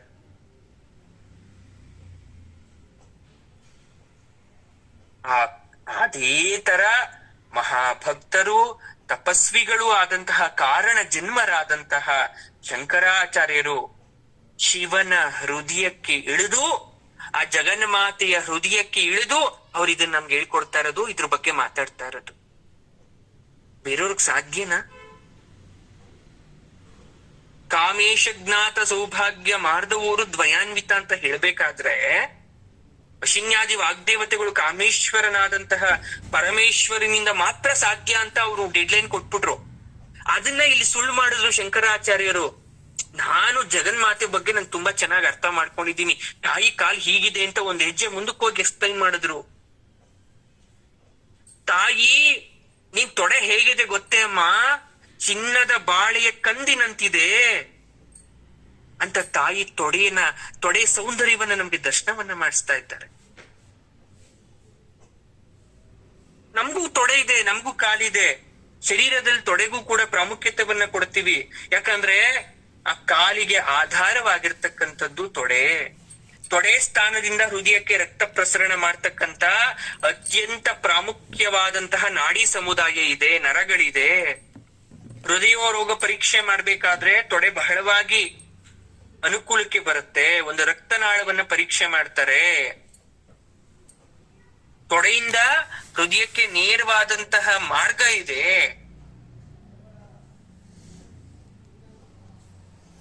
ಅಲ್ವಾ? ಇನ್ನೊಂದು, ಸ್ತ್ರೀಯರಿಗೆ ಅಂದ ಚಂದ ಎಲ್ಲವೂ ಇರೋದ್ರ ಜೊತೆಗೆ ಅವಳು ಪ್ರಸವ ವೇದನೆಯನ್ನ ಅನುಭವಿಸ್ಬೇಕಾದ್ರೆ, ಭೂಪತನ ಆಗ್ಬೇಕಾದ್ರೆ, ಗರ್ಭದಲ್ಲಿ ಇರ್ತಕ್ಕಂಥ ಪಿಂಡ ಭೂಮಿಗೆ ಬಂದು ಶಿಶುವಾಗಿ ಭೂಪತನ ಅಂತ ಕರಿತೀವಿ ಅದನ್ನ. ಆ ಭೂಪತನ ಆಗ್ಬೇಕಾದ್ರೆ ಸುಮಾರು 5 ರಿಂದ 6 ನಿಮಿಷಗಳ ಕಾಲ ಯಮಗಂಡ ಕಾಲ ಸ್ತ್ರೀಗೆ. ಆ ಯಮಗಂಡ ಕಾಲದಲ್ಲಿ ಪುನರ್ಜನ್ಮವೋ ಮರಣವೋ ಅಂತಕ್ಕಂಥ ಕಾಲ ಇರ್ಬೇಕಾದ್ರೆ ಆ ಒತ್ತಡ ಎಲ್ಲ ಸ್ತ್ರೀಗೆ ತೊಡೆ ಮೇಲಿರುತ್ತೆ. ಆಕೆಗೆ ತೊಡೆ ಅನ್ನೋದು ಸ್ತ್ರೀಗೆ ಬಹಳವಾಗಿ ಮುಖ್ಯ. ಆ ಸಮಯದಲ್ಲಿ ತೊಡೆ ಮುರಿದೋಗೋ ತರ ಭಾಸ ಆಗ್ತಾ ಇರುತ್ತೆ. ಆಕೆಗೆ ಸಹಿಸಲಾರದ ವೇದನೆ ಉಂಟಾಗ್ತಾ ಇರುತ್ತೆ. ಅಷ್ಟೆಲ್ಲಾ ನೋವಾದ್ರೂ ಕೂಡ ಮಗುವಿನ ಅಳು ಅದೆಲ್ಲವನ್ನ ಮರೆಸುತ್ತೆ. ತೊಡೆ ಅಷ್ಟು ರೀತಿಯಲ್ಲಿ ಸಪೋರ್ಟ್ ಮಾಡುತ್ತೆ ಅಂತ. ಅದು ಯಾಕೆ ಮನುಷ್ಯನಿಗೆ ಒಂದೊಂದು ಅಂಗ ಇಂಪಾರ್ಟೆಂಟು ಅಂತ ಅರ್ಥ ಮಾಡ್ಕೊಳ್ಳಿ. ಜಗನ್ಮಾತೆ ಸರ್ವ ಸೃಷ್ಟಿಗೂ ತಾಯಿ. ಅದಕ್ಕೆ ನರನಾರಾಯಣರು ತಮ್ಮ ತೊಡೆಯಿಂದ ಊರ್ವಶಿ ಅಪ್ಸರೆಯನ್ನ ಸೃಷ್ಟಿ ಮಾಡ್ತಾರೆ. ನಿಮ್ಗೆ ಗೊತ್ತು, ಉರು ಇಂದ ಜನ್ಮ ತಾಳಿದ್ಕೊಳಗೆ ಊರ್ವಶಿ ಅಂತ ಹೆಸರು ಬಂತು. ಉರು ಅಂದ್ರೆ ಏನು? ತೊಡೆಯಿಂದ ಹುಡ್ತೊಳಗೆ ಊರ್ವಶಿ ಅಂತ ಹೆಸರು. ಅದಕ್ಕೂ ಒಂದ್ ಕಥೆ ಇದೆ, ಗೊತ್ತಿದೆಯಲ್ಲ ನಿಮ್ಗೆ. ನರನಾರಾಯಣರು ಶ್ರೀಮನ್ ನಾರಾಯಣಂಶ ಸಂಭೂತರವರು ಬದರಿಕಾಶ್ರಮದಲ್ಲಿ ತಪೋ ಮಗ್ನರಾಗಿರ್ತಾರೆ. ಇಬ್ರು ಕೂಡ ಇಷ್ಟೇ ಇರ್ತಾರೆ. ಸಾಮಾನ್ಯವಾಗಿ ಇಂದ್ರದೇವನಿಗೆ ಯಾರೇ ತಪಸ್ ಮಾಡಿದ್ರು ಕೂಡ ಆತಂಕ, ತನ್ನ ಇಂದ್ರ ಪದವಿ ಹೋಗುತ್ತೆ ಅಂತ. ತನ್ನ ಇಂದ್ರ ಪದವಿಯನ್ನ ತಪಸ್ಸಿನಿಂದ ಪಡ್ಕೊಂಡ್ಬಿಟ್ರೆ ಅವ್ರು ಏನ್ ಕೇಳ್ಬೋದು? ವರ. ಈ ರೀತಿ ಒಂದು ಅವನಿಗೆ ಆಸೆ ಉಂಟಾಗಿ ಏನ್ ಮಾಡ್ತಾನೆ, ಯುವಕರಾದಂತಹ ನರನಾರಾಯಣರ ತಪೋಭಂಗ ಮಾಡಬೇಕು ಅಂತ ದೇವತಾ ನರ್ತಕಿಯರನ್ನ ಇಂದ್ರ ಕಳಿಸ್ತಾನೆ. ಅವರ ಭಂಗ ಮಾಡಿ ತಪಸ್ಸನ್ನ. ಗೀತ ವಾದ್ಯ ನಾಟ್ಯಗಳಿಂದ ಬದರಿಕಾಶ್ರಮ ಎಲ್ಲ ಪ್ರತಿಧ್ವನಿತ ಆಗ್ತಾ ಇದೆ. ನರನಾರಾಯಣರು ತಪಸ್ಸಿಂದ ಕೂತಿದ್ದವರು ಬೆಚ್ಚಿ ಬಿದ್ದು ನೋಡ್ತಾರೆ. ಅವರ ಸುತ್ತ ಅಪ್ಸರ ಸ್ತ್ರೀಯರು. ಅವರ ಸೌಂದರ್ಯ ಪ್ರದರ್ಶನ, ನೃತ್ಯ ಗೀತೆಗಳ ಆರ್ಭಟ, ಅಲ್ಲಿ ವೃಕ್ಷ ಹೂ ಬಿಡೋದು, ಸುಮಸೌರಭ, ಭ್ರಮರ ಝೇಂಕಾರ, ಕೋಗಿಲೆಯ ಕುಹು, ನವಿಲಿನ ನೃತ್ಯ ಎಲ್ಲ, ಇಡೀ ಪ್ರಕೃತಿನೇ ಬದಲಾಗ್ಬಿಟ್ಟಿದೆ. ಬದರಿಕಾಶ್ರಮದಲ್ಲಿ ಎಂತವ್ರಿಗೂ ಮೋಹ ಆಗಬಿಡ್ಬೇಕು, ಆಕರ್ಷಣೀಯವಾಗಿ ಬದಲಾಗಿದೆ. ನರನಾರಾಯಣರು ಒಬ್ರಿಗೊಬ್ರು ನೋಡ್ಕೊಂತಾರೆ. ಅವರು ತಪಸ್ವಿಗಳಾಗಿರೋದ್ರಿಂದ ದಿವ್ಯ ದೃಷ್ಟಿಯಲ್ಲಿ ಗೊತ್ತಾಯ್ತು ಅವ್ರಿಗೆ ಏನಾಗ್ತಾ ಇದೆ ಇಲ್ಲಿ ಅಂತ. ತಮ್ಮ ಜಿತೇಂದ್ರಿಯ ಎಷ್ಟು ಮಹತ್ತರವಾದದ್ದೋ ತಪಶಕ್ತಿ ಅಷ್ಟೇ ಮಹಾಂದ್ರ. ನಾವ್ ಏನ್ ಕಂಟ್ರೋಲ್ ಮಾಡ್ಕೊಂಡಿದ್ದೀವಿ ನಮ್ಮ ಪಂಚೇಂದ್ರಿಯಗಳನ್ನ, ಸೆನ್ಸ್ ಆರ್ಗನ್ಸ್ ನ, ಹಾಗೆ ನಮ್ಮ ತಪಶಕ್ತಿ ಕೂಡ ಅಷ್ಟೇ ಶಕ್ತಿಯುತವಾದದ್ದು ಅಂತ ಇಂದ್ರನಿಗೆ ತೋರಿಸ್ಬೇಕು ಅಂತ ಏನ್ ಮಾಡ್ತಾರೆ, ನಾರಾಯಣ ತನ್ನ ತೊಡೆಯನ್ನ ಅಂಗೈಯಿಂದ ಉಜ್ಜುತ್ತಾನೆ. ಯಾವಾಗ ನಾರಾಯಣ ಅಂಗೈಯಿಂದ ತನ್ನ ತೊಡೆಯನ್ನ ಉಜ್ಜುತ್ತಾನೋ ಅದ್ಭುತ ಸೌಂದರ್ಯ ರಾಶಿ ಒಂದು ಹೊರಗಡೆ ಬರುತ್ತೆ. ಹುಟ್ಟಿದ ತಕ್ಷಣನೇ ಅದು ನೃತ್ಯ ಮಾಡಕ್ ಶುರು ಮಾಡ್ಬಿಡುತ್ತೆ. ಬೆಳೆದು ದೊಡ್ಡವಳಾದಂತಹ ಹೆಣ್ಣು ನೃತ್ಯ ಮಾಡಕ್ ಶುರುವಾಗೋಯ್ತು. ತೊಡೆಯಿಂದ ಹುಟ್ಟಿದ ಅಂದ ಚಂದದ ಭಾಮೆಗೆ ಊರ್ವಶಿ ಅಂತ ಕರೆದ್ರು. ಯಾವಾಗ ಇವಳು ನೃತ್ಯ ಮಾಡಕ್ ಶುರು ಮಾಡಿದ್ರು, ಆ ದೇವತಾ ಅಪ್ಸರ ಸ್ತ್ರೀಯರು ಇವಳು ಮಾಡೋ ನೃತ್ಯ ಮೂಡಿ ನಾಚಿಕೆ ಆಗೋಯ್ತು. ಅವಳ ತರ ಮಾಡಕ್ ಆಗ್ತಾ ಇಲ್ಲ ಅವ್ರಿಗೆ, ನಿಬ್ಬೆರಗಾಗದ್ರು, ಎಲ್ಲ ಓಡೋಗ್ಬಿಟ್ರ. ಅವಾಗ ಅಂದ್ರೆ ಅವರು ತಮ್ಮ ಜಿತೇಂದ್ರಿಯಗಳನ್ನ ತೊರೆದು ತಪಸ್ ಮಾಡ್ತಾ ಇರ್ಬೋದು, ಆದ್ರೆ ಒಳಗಡೆ ಎಷ್ಟು ಶಕ್ತಿ ಇರ್ಬೇಕು ಅವ್ರಿಗೆ. ಅವರು ಸುಮ್ನೆ ಕಣ್ಣು ಮುಚ್ಕೊಂಡು ಸುಂದರವಾದ ಸ್ತ್ರೀ ಬೇಕು ಅಂತ ತೊಡೆ ಉಜ್ಜಿದ ತಕ್ಷಣ ಅಷ್ಟು ಸುಂದರವಾದಂತ ಊರ್ವಶಿ ಬರ್ಬೇಕಾದ್ರೆ ಅವರ ಭಾವನೆ, ಅವರ ಆಲೋಚನೆ ಎಷ್ಟಿರ್ಬೇಕು ಯೋಚನೆ ಮಾಡಿ. ಇಂದ್ರನಿಗೆ ಅರ್ಥ ಆಯ್ತು. ನರನಾರಾಯಣರು ಇಂದ್ರನ ಕ್ಷಮಿಸಿದ್ರು. ಕಡೆಗೆ ಆ ಸಾವಿರಾರು ಅಪ್ಸರೆಯರನ್ನ ಜೊತೆಗೆ ಇವಳನ್ನು ಕಳಿಸ್ಕೊಟ್ರು. ಇವಳನ್ನ ಕಳಿಸ್ಕೊಡ್ಬೇಕಾದ್ರೆ ಮತ್ತಷ್ಟು ಜನ ಸೃಷ್ಟಿ ಮಾಡಿದ್ರವ್ರು. ನೋಡಿ, ಇವಳೊಬ್ಳೆ ಅಲ್ಲ ಅಂತ ಸೃಷ್ಟಿ ಮಾಡಿದ್ರವ್ರು. ರಂಭೆ, ಮೀನಕೆ, ತಿಲೋತ್ತಮೆ, ಪುಷ್ಪಗಂಧಿ, ಸುಕೇಳಜ, ಮಹಾಶ್ವೇತ, ಮನೋರಮ, ಪ್ರಮಧ್ವರ, ಚಾರುಹಾಸಿನಿ, ಸಂಗೀತಜ್ಞ, ಘೃತಾಚಿ, ಚಂದ್ರಪ್ರಭ, ಕೋಕಿಲ ಭಾಷಿಣಿ, ಸೋಮ, ಅಂಬುಜಾಕ್ಷಿ, ವಿದ್ಯುನ್ಮಾಲ, ಕಾಂಚನಮಾಲಿನಿ, ಇವ್ರನ್ನೆಲ್ಲ ಸೃಷ್ಟಿ ಮಾಡ್ಬಿಟ್ರು. ನಮ್ಗ್ ಗೊತ್ತಿರೋದ್ ಗುರುಗಳೇ ರಂಬೆ, ಊರ್ವಶಿ, ಮೇನಕೆ, ಚಿಲೋಪಮ ಅಂತ 4 ಜನನ್ ಕೇಳಿದೀವಿ ಅಷ್ಟೇ.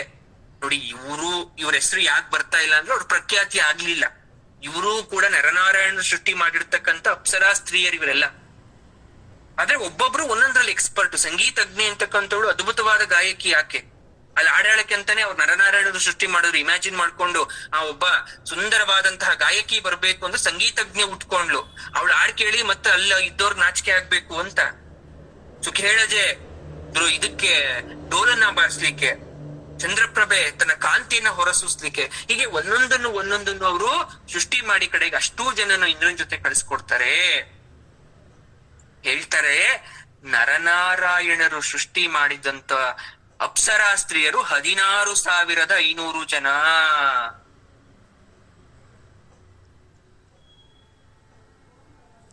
ಊರ್ವಶಿಯನ್ನ ದೇವಲೋಕಕ್ಕೆ ಇಂದ್ರ ಕರ್ಕೊಂಡು ಹೋದ. ಮಿಕ್ಕದಂತ ಈ 16,000 ಏನೋ 499 ಜನ ಇದ್ದಾರೆ, ಅವ್ರನ್ನ ಬಹುಮಾನವಾಗಿ ಕೊಡ್ತಾನೆ. ಆ ಮನ್ಮಥ ರಾಜ ಇವರನ್ನೆಲ್ಲ ಕಾಮ ಸೇನೆಯರಾಗಿ ನೇಮಿಸ್ಕೊಂಡು ಅವಶ್ಯಕ ಇದ್ದಾಗ ಬಳಸ್ಕೊಂತಾನೆ. ಇದು ನರನಾರಾಯಣರ ಶಕ್ತಿ. ಆದ್ರೆ ನರನಾರಾಯಣರು ಸೃಷ್ಟಿಸಿದ ಅಪ್ಸರೆಯರಲ್ಲಿ ತುಂಬಾ ಜನ ನಾವು ಯಾರನ್ನೂ ಕೂಡ ವರ್ಸಲ್ಲ, ಶ್ರೀಮನ್ ನಾರಾಯಣನ ಗಂಡನಾಗಿ ಭಾವಿಸ್ತೀವಿ ಅಂತ ಅಲ್ಲೇ ಕೂತ್ಕೊಂತಾರೆ. ನಾರಾಯಣ ನಗ್ತಾನೆ, ನಾನು ಈ ಜನ್ಮದಲ್ಲಿ ನಿಮ್ಗೆ ಆಗಲ್ಲಮ್ಮ, ಆ ರೀತಿ ಗಂಡನಂತೆ ಭಾಸ ಮಾಡ್ಕೋಬೇಡಿ. ಆದ್ರೂ ನೀವ್ ಇಷ್ಟೊಂದು ಹೇಳ್ತಿದ್ದೀರಾ ಅನ್ಬಿಟ್ಟು ಒಂದ್ ಮಾತು ಹೇಳ್ತೀನಿ. ದ್ವಾಪರ ಯುಗದಲ್ಲಿ ಕೃಷ್ಣಾವತಾರದಲ್ಲಿ ನಿಮಗ್ ದೊರಕ್ತೀನಿ ಅಂತ ಹೇಳ್ತಾನೆ. ಯಾವಾಗ ಕೃಷ್ಣಾವತಾರದ ನರಕಾಸುರ ಬಂದು 16,000 ಜನ ಸ್ತ್ರೀರನ್ನ ಕರ್ಕೊಂಡು ಹೋಗ್ತಾರೆ, ಆಗ ಕೃಷ್ಣ ಬಂದು ಅವ್ರನ್ನೆಲ್ಲ ಬಿಡಿಸ್ತಾನೆ. 16,000 ಜನ ಆಗ ಹೆಂಡತಿಯರು ಅಂತ ಕರೆಯೋದು. ಅಂದ್ರೆ ಅವ್ರು ಭಾಸ ಮಾಡ್ಕೊಂಡಿದ್ದು ಕೃಷ್ಣ ಸೆರೆಯಿಂದ ಬಿಡಿಸಿದ್ದಕ್ಕಾಗಿ.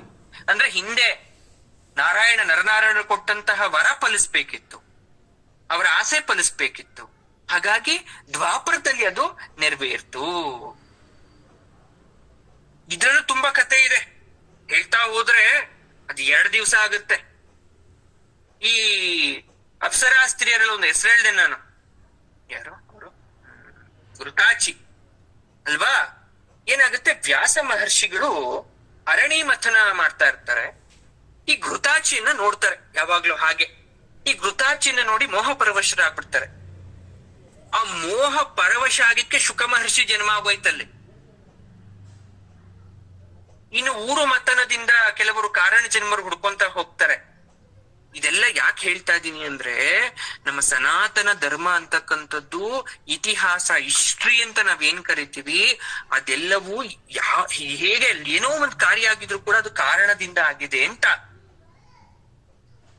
ಅಮ್ಮನವರ ಮೊಣಕಾಲನ್ನ ಇಲ್ಲಿ ಗುಂಡಗೆ ಅಂತ, ಗುಂಡು ಅಂತ ವರ್ಣನೆ ಮಾಡಿದ್ರು.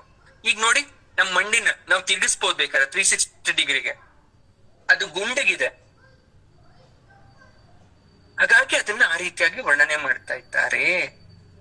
ದೊಡ್ಡವ್ರಿಗೆ, ಗುರುಗಳಿಗೆ, ಗಂಡನಿಗೆ, ದೇವರಿಗೆ ನಮಸ್ಕಾರವನ್ನ ಮಾಡ್ಬೇಕಾದ್ರೆ ಸ್ತ್ರೀಯರು ಸಾಷ್ಟಾಂಗ ನಮಸ್ಕಾರವನ್ನ ಮಾಡಬಾರ್ದು. ತಮ್ಮ ಮಂಡಿಯನ್ನ ನೆಲಕ್ಕೆ ತಾಕಿಸ್ಬೇಕು, ಅಥವಾ ಮೊಳಕಾಲ ಮೇಲೆ ಕೂತು ನಮಸ್ಕಾರವನ್ನ ಮಾಡ್ಬೇಕು, ಅಥವಾ ವಜ್ರಾಸನದಲ್ಲಿ ನಮಸ್ಕಾರವನ್ನ ಮಾಡ್ಬೇಕು ಅಂತ ಹೇಳ್ತಾರೆ. ಯಾಕೆ? ಸ್ತನ, ಹೆಣ್ಣು ಮಕ್ಕಳ ಸ್ತನಗಳು, ಹೊಟ್ಟೆ ಒತ್ತಡಕ್ಕೆ ಗುರಿಯಾಗುತ್ತೆ. ಇದರಿಂದ ಅವ್ರಿಗೆ ಆರೋಗ್ಯ ಸಮಸ್ಯೆ ಎದುರಾಗುತ್ತೆ ಅನ್ನೋ ಕಾರಣದಿಂದ ಸಾಷ್ಟಾಂಗ ನಿಷಿದ್ಧ ಹೆಣ್ಮಕ್ಳಿಗೆ. ಎಲ್ಲೋ ತುಂಬಾ ರೇರ್ ಕೇಸಲ್ಲಿ ಸಾಷ್ಟಾಂಗ ನಮಸ್ಕಾರ ಎಲ್ಲೋ ಇರ್ಬೋದೇ ಹೊರತು ಇನ್ ಯಾವುದೇ ರೀತಿಯಾದಂತಹ ಕೈಂಕರ್ಯಗಳಲ್ಲಿ ನೀವು ಸಾಷ್ಟಾಂಗ ನಮಸ್ಕಾರವನ್ನ ಮಾಡಬಾರ್ದು. ಸುಮ್ಮನೆ ಕೈ ಜೋಡಿಸಿ ನಮಸ್ಕಾರ ಮಾಡಿದ್ರೆ ಅದು ಅವಿಧೇಯತೆ ಅಲ್ವಾ. ಗುರುಳೆ ಹಂಗಾದ್ರೆ ಸುಮ್ಮನೆ ಕೈ ಮುಗಿದು ಬಿಡ್ರೆ ಸಾಕ, ಇಲ್ಲ, ಅದು ಅವಿಧೇಯತೆ ಆಗತ್ತೆ. ಮತ್ತೇನ್ ಮಾಡ್ಬೇಕು? ಮೊಣಕಾಲ ಮೇಲೆ ಕೂತು ಕೈಗಳನ್ನ ಹೃದಯ ಸ್ಥಾನದಲ್ಲಿ ಇಟ್ಕೊಂಡು, ಹೇಗೆ ನಿಮ್ 2 ಕೈನ ಹೃದಯ ಸ್ಥಾನದಲ್ಲಿ ಇಟ್ಕೋಬೇಕು, ತಲೆ ಬಾಗಿಸ್ಬೇಕು, ನಮಸ್ಕಾರ ಮಾಡ್ಕೋಬೇಕು. ಪ್ರಣತಿ ಅಂದ್ರೆ ಜಗದ್ಗುರುಗಳು ಪ್ರಣತಿ, ಈ ವರ್ಡ್ ನೋಡಿ, ಅದ್ ಹೆಸರಲ್ಲಿ ಯಾವ್ದೋ ಮಗು ಹೆಸರಲ್ಲ. ಪ್ರಣತಿ ಅಂದ್ರೆ ಏನು ಅಂದ್ರೆ ಮನಸ ವಾಚ ಕರ್ಮಣ ಮಾಡ್ತಕ್ಕಂಥ ನಮಸ್ಕಾರಕ್ಕೆ ಪ್ರಣತಿ ಅಂತ ಹೆಸರು. ಗುರುಗಳು ಕೇಳ್ತಾರೆ, ಪ್ರಣತಿಯಾಗಿ ನಮಸ್ಕಾರ ಮಾಡ್ದಮ್ಮ ನೀನು ಅಂತ. ಅಂದ್ರೆ ಪ್ರಣತಿಯಾಗಿ ನಮಸ್ಕಾರ ಮಾಡ್ದ ಅಂದ್ರೆ ಮನಸ್ಸ ವಾಚ ಕರ್ಮಣ ಮಾಡ್ತಕ್ಕಂಥ ನಮಸ್ಕಾರ ಮಾಡಿದ್ಯಾ ಅಂತ. ತುಂಬಾ ಜನ ನಮಸ್ಕಾರ ಮಾಡ್ತಾರೆ, ನಮಗೂ ಕೂಡ ನಮಸ್ಕಾರ ಗುರುಗಳೇ ನಮಸ್ಕಾರ ಅಂದ್ರೆ ಕಾಲಿಗೆ ಬೀಳ್ಬೇಕು ಅಂತಲ್ಲ. ಕಾಲಿಗೆ ಬೀಳ್ಲಿಲ್ಲ ಅಂದ್ರು ನೀವ್ 2 ಕೈಯನ್ನ ಜೋಡಿಸಿ ನಮಸ್ಕಾರ ಮಾಡ್ಬೇಕಾದ್ರೆ ಅದ್ರಲ್ಲಿ ಪ್ರಣತಿಯಾಗಿರ್ಬೇಕು. ನಮಸ್ಕಾರದಲ್ಲಿ ಅದು ತುಂಬಿರ್ಬೇಕು, ತೃಪ್ತಿ ಕೊಡ್ಬೇಕು ಅನ್ನೋ ವಿಚಾರ. ನಮಸ್ಕಾರ ಅಂತಕ್ಕಂಥದ್ದು ಗೌರವ ಪೂರ್ವಿತವಾಗಿ ಕೊಡ್ತಕ್ಕಂಥದ್ದು. ಅದರಲ್ಲಿ ಒಂದು ರೀತಿಯಾದಂತಹ ಮಹತ್ವ ತುಂಬಿರ್ಬೇಕು. ಅಕ್ಷರ ಜ್ಞಾನ ಇಲ್ದಿದ್ರು ಕೂಡ ಹಿರಿಯರು ನಿಷ್ಠೆಯಿಂದ ನಮಸ್ಕಾರವನ್ನ ಮಾಡ್ತಾರೆ. ಅಕ್ಷರ ಜ್ಞಾನ ತುಂಬಿದ ನಾವು ನಿಷ್ಠೆಯಿಂದ ನಮಸ್ಕಾರವನ್ನ ಮಾಡಲ್ಲ. 2 ಕೈ ಜೋಡಿಸಿದ ಮಾತ್ರಕ್ಕೆ ಅದು ನಮಸ್ಕಾರ ಆಗೋ ಆಗಿದ್ರೆ ಒಂದು ಶ್ವಾನ ಕೂಡ ಕೈ ಜೋಡಿಸುತ್ತಂತೆ. ಮಾರ್ಜಾಲ ಕೂಡ, ಬೆಕ್ಕು ಕೂಡ ಕೈ ಜೋಡಿಸುತ್ತಂತೆ, ಅದು ನಮಸ್ಕಾರ ಆಗಲ್ಲ. ಮನಸ್ಸೊಳಗಡೆ ಇರಬೇಕು, ಪ್ರಣತಿ ಸಾಷ್ಟಾಂಗ ನಮಸ್ಕಾರಗಳಿರ್ಬೇಕು ನಿಮ್ಮಲ್ಲಿ. ಅದಕ್ಕೆ ಹೇಳ್ತಾರೆ, ಬೀಸೋ ಗಾಳಿ ಪ್ರಣತಿ ನಮಸ್ಕಾರ, ಹುಟ್ಟೋ ಸೂರ್ಯ ಪ್ರಣತಿ ನಮಸ್ಕಾರ, ಹಾರಾಡೋ ಹಕ್ಕಿ ಚಿಲಿಪಿಲಿಯಲ್ಲಿ ಪ್ರಣತಿ ನಮಸ್ಕಾರ, ಪ್ರಕೃತಿಯೇ ಪ್ರತಿದಿನ ಪರಮಾತ್ಮನಿಗೆ ಪ್ರಣತಿ ನಮಸ್ಕಾರವನ್ನ ಮಾಡ್ಬೇಕಾದ್ರೆ ಈ ಮನುಷ್ಯ ಅಂತ ಈ ಪ್ರಾಣಿ ನನಗೆ ನಮಸ್ಕಾರ ಮಾಡದೇ ಇದ್ರೂ ಕೂಡ ನನಗೆ ಯಾವುದೇ ರೀತಿಯಾದಂತಹ ಬದಲಾವಣೆ ಆಗಲ್ಲ ಅಂತ ಪರಮಾತ್ಮ ಹೇಳ್ತಾನಂತೆ. ಉರಸ ಶಿರಸ ದೃಷ್ಟ್ಯ ಮನಸ ವಚಸ ತಥಾ ಪದ್ಭ್ಯಾಂ ಕರಾಭ್ಯಾಂ ಕರ್ಣಾಭ್ಯಾಂ ಪ್ರಣಮಾಷ್ಟೋಂಗ ಉಚ್ಯತೆ ಅಂತ ಹೇಳ್ತಾರೆ. ಜಗನ್ಮಾತೆ ತನ್ನ ಗಂಡನಿಗೆ, ತನ್ನ ಸರ್ವಸ್ವವೂ ಆದ ಪರಶಿವನಿಗೆ ದಿನವೂ ನಮಸ್ಕಾರವನ್ನ ಮಾಡ್ತೀಯ ಅಂತ ಹೇಳಿದ್ರು. ಮಂಡಿ ಇರೋದ್ ಯಾಕೆ, ನೀ ನಮಸ್ಕಾರ ಮಾಡಕ್ಕೆ ಅಂತ ಹೇಳ್ಬಿಟ್ರು. ಹೇಗೆ?